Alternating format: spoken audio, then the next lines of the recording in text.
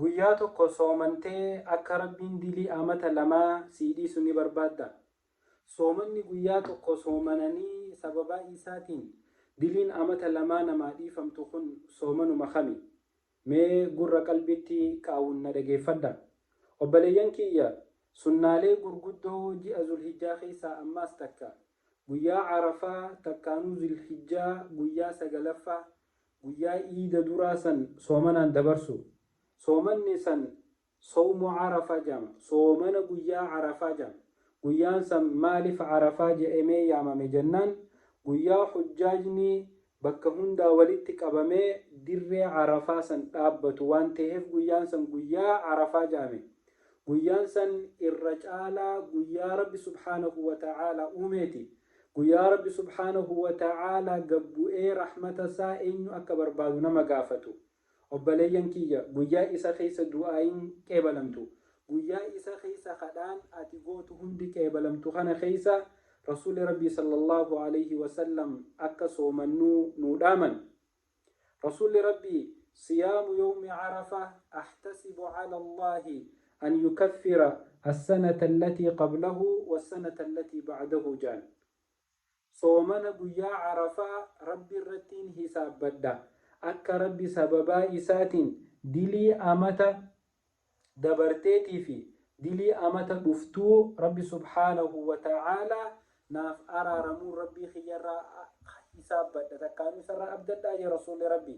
Tanaaf obboleeyyan kiyya akkana jechuun namni guyyaa san rabbiif jecha soomane, guyyaa 9ffaa rabbiif jecha soomane, sababaasanii rabbi subhaanahu wa ta'aalaa dilii amata kutteetii fi dilii amata dhuftuu isaaf araarama. Yoo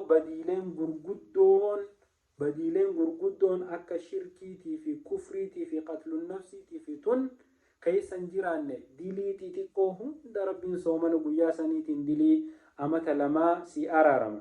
Tanaaf obboleeyyan kiyya, guyyaan kun guyyaa gudda, guyyaa kanarraa bu'aa haa buufannu.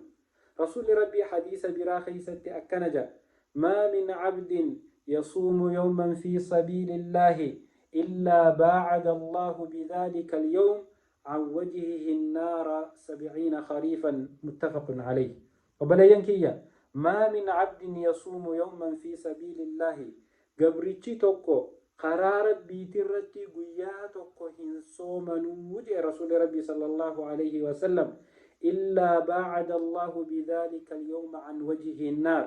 صومن قيا سنيت الرب سبحانه وتعالى فول إساء بالعذابات الرافقي سمليهن تاني 70 خريفا هدومنا ديرنا أمت ترباتني سببا قياتك ربي فجج صومنوتين ربي سبحانه وتعالى فول خي أمت ترباتا إبدا الرافقي ساجي.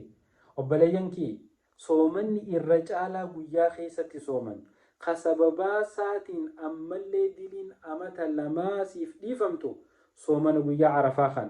Guyyaan Arafaa bara kanaa guyyaa sabti Juun 15 obboleeyyan kiyya.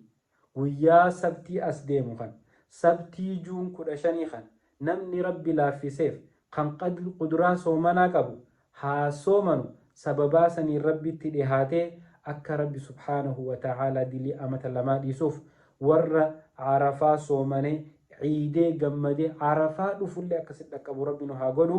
Wassalaamu alaikum.